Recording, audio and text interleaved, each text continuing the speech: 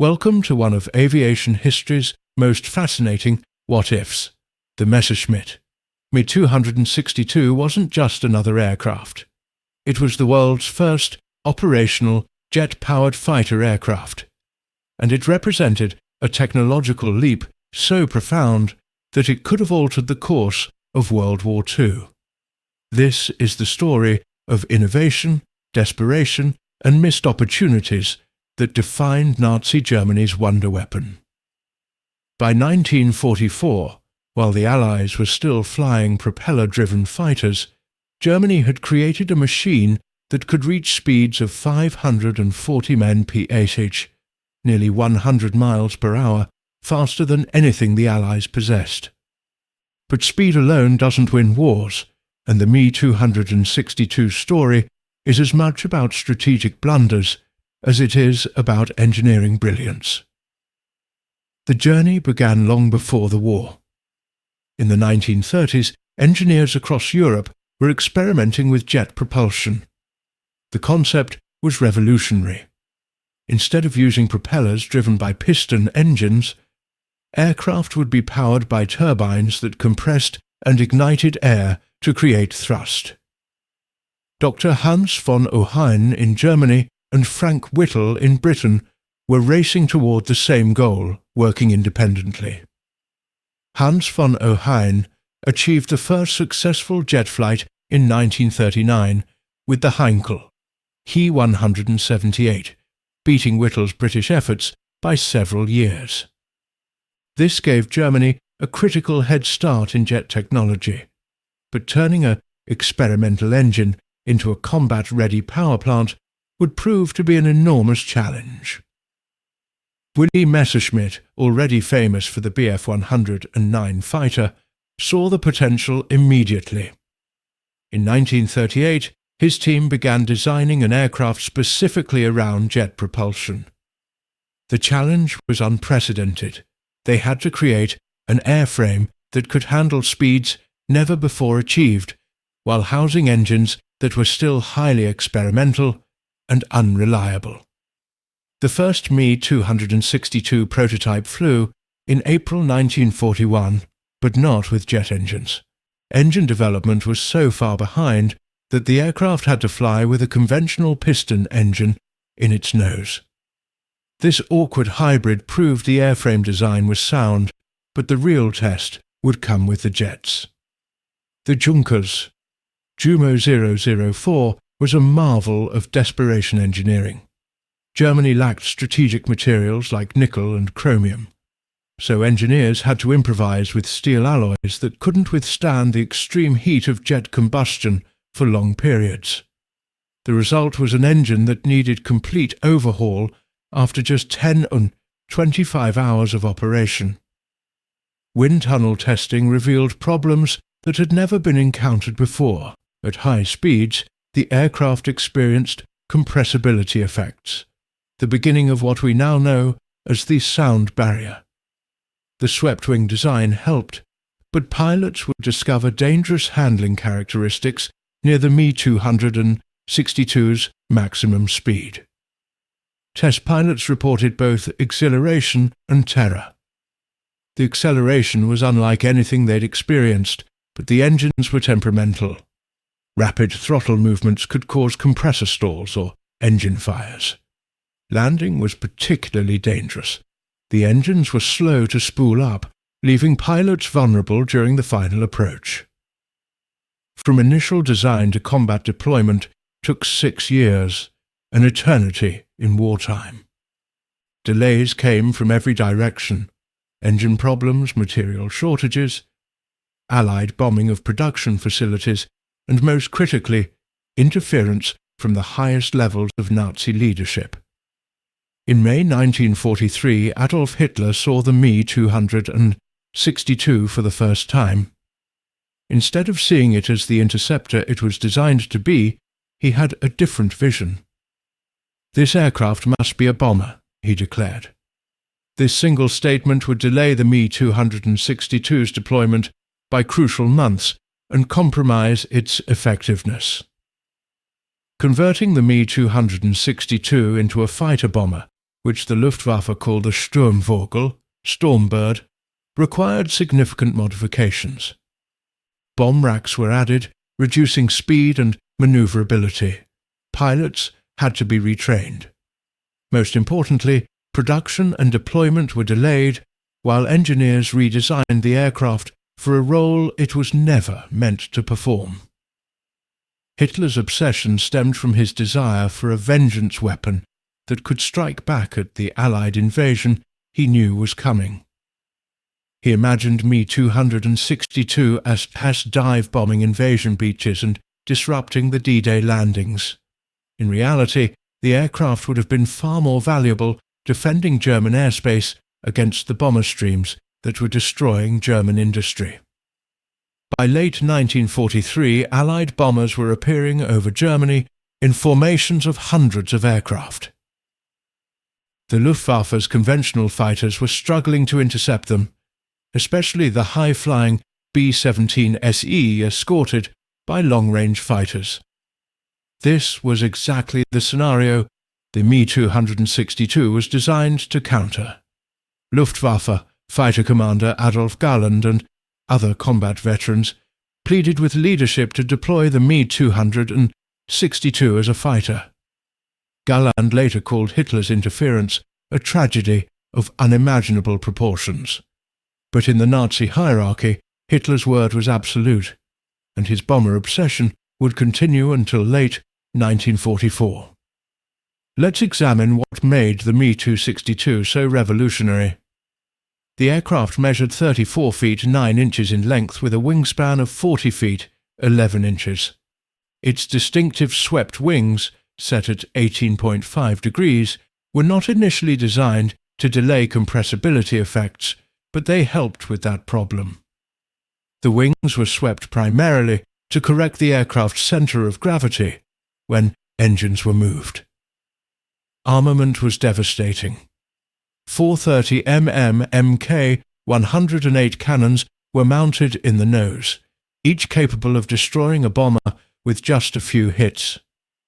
The 30 mm rounds were far more powerful than the machine guns or 20 mm cannons used by most fighters. A single burst could tear a wing off a B-17. Each Jumo 004 engine produced 1,980 pounds of thrust. Together they gave the Me-262 a top speed of 540 miles per hour at 19,685 feet. Performance that wouldn't be matched by Allied jets until late in the war or after. For comparison, the P-51 Mustang topped out at around 440 miles per hour and the Spitfire at about 450 miles per hour. The cockpit was cramped but relatively advanced. Pilots had to learn entirely new procedures for jet flight. Engine management was critical. Advance the throttles too quickly and you'd flame out. Retard them too quickly and the same thing would happen. The fuel consumption was enormous, giving the aircraft only about 90 minutes of flight time. Me-262s wore various camouflage schemes depending on their role and the period of deployment. Fighter variants typically wore RLM-76 light blue undersides, with RLM-75 grey-violet and RLM-83 dark green topsides. Some units applied unique markings, and late-war aircraft sometimes flew with minimal or incomplete paint jobs due to material shortages. Production was a nightmare. Allied bombing forced manufacturers to disperse operations into hidden facilities, including underground factories and forested areas. Despite these challenges, Germany produced approximately 1,400 Me-262s. However, fewer than 300 would ever see combat due to fuel shortages, lack of trained pilots, and continued Allied bombing. When Me-262s finally entered combat in July 1944, Allied bomber crews faced a new terror. The jets would dive through formations at speeds that made them nearly impossible to track. Gunners would see a blur, hear the roar of engines, and then watch their wingman explode. The closing speed was so fast that traditional defensive tactics were useless. The most famous Me 262 unit was Jagdverband 44, commanded by the legendary Adolf Hitler. After falling out with Göring, Galland was given command of an elite unit composed of experienced aces. Flying from Munich-Riem, JV-44 pilots achieved remarkable kill ratios against overwhelming odds, proving what the Me 262 could do in the right hands. Galland himself scored 7 victories in the Me 262 during the final weeks of the war, adding to his total of over 100 kills. He described the jet as like being pushed by an angel, but also noted its limitations. The engines were so unreliable that he often flew with one or both failing, and Allied fighters had learned to attack Me 262s during takeoff and landing when they were most vulnerable. Me 262 pilots developed specific tactics. The most effective was a high-speed dive from above and behind, firing a short burst with the 30mm cannons, then diving away before escort fighters could react. The jets could not dogfight with conventional fighters. They were too heavy and lost speed quickly in turns. Hit and run was the only viable strategy. The Allies adapted quickly. Fighter escorts were ordered to patrol Mi 262 airfields, waiting for the jets during their most vulnerable moments. During takeoff and landing, the Me 262's speed advantage disappeared. With engines at low power, they were sitting ducks. Many Me 262s were destroyed before they could even engage the enemy. Allied fighter pilots like Chuck Yeager learned that the key was patience. Wait near known Me 262 bases. Watch for the jets returning low on fuel. Follow them to their landing approach. Strike when they were slow and helpless. This tactic destroyed dozens of Me 262s and forced the Luftwaffe to establish elaborate defensive perimeters around jet bases. Despite their challenges, Me 262 pilots achieved impressive results. Estimates vary, but the jets likely destroyed between 300 and 500 Allied aircraft against losses of about 100 Me 262s in air combat.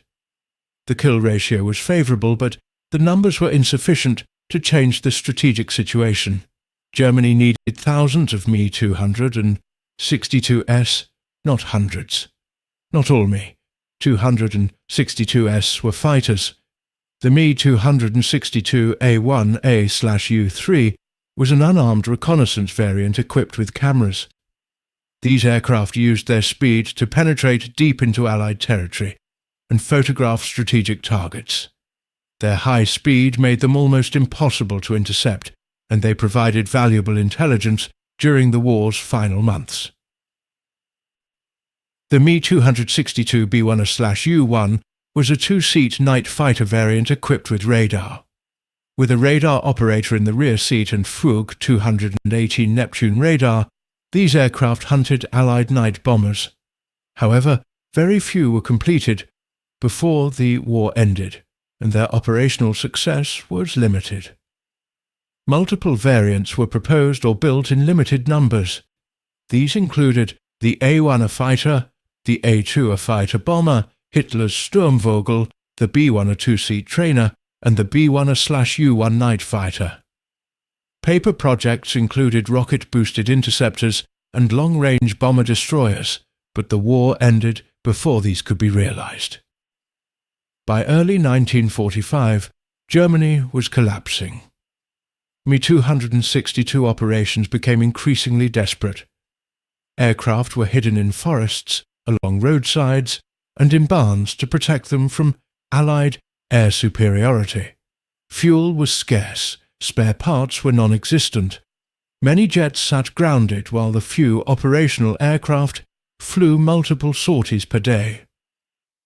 Regular airfields were too dangerous due to constant Allied attacks, so Me-262S began operating from autobahn sections. Straight stretches of highway became improvised runways. Ground crews worked in the open, vulnerable to strafing attacks. Pilots took off knowing they might not have a safe place to land. As Germany surrendered, Allied forces captured numerous Me-262S. Intelligence teams rushed to examine the technology. Both American and British aviation engineers were stunned by how advanced the German jet program had been. The Me-262 would directly influence post-war jet development in both nations. What if Hitler hadn't insisted on the bomber role? What if production had begun earlier? What if engines had been more reliable? Historians have debated these questions for decades. Most agree that even with perfect deployment, the Me-262 couldn't have won the war for Germany by 1944 to 45. But it could have made victory far more costly for the Allies. The most realistic scenario is this: if 1,000 reliable Me-262S had been operational by D-Day in June 1944, they could have inflicted catastrophic losses on Allied bomber formations. The strategic bombing campaign might have been forced to pause or scale back. This could have delayed the Allied advance, extended the war, and cost thousands more lives on both sides. But Germany's strategic position was hopeless by 1944, regardless of wonder weapons. The Me-262's true impact came after the war. Its swept-wing design, jet propulsion system, and tactical lessons influenced the next generation of fighters. The American F-86 Sabre and Soviet MiG-15, the dominant jets of the Korean War, both showed clear Me-262 influence.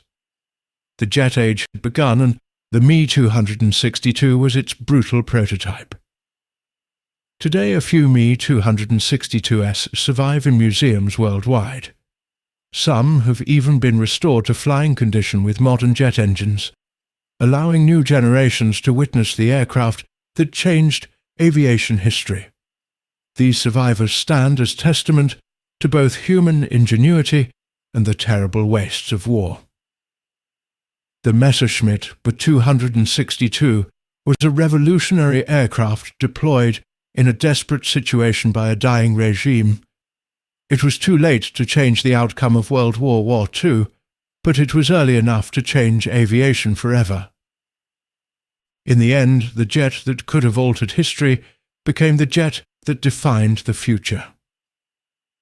The story of the Me-262 reminds us that technology alone doesn't determine victory. Strategy, logistics, leadership, and timing matter just as much. Germany built a fighter from the future, but couldn't escape its past. The Me-262's legacy lives on in every jet fighter that has flown since 1945. It was a weapon born of genius and desperation, a glimpse of tomorrow appearing in yesterday's darkest hour.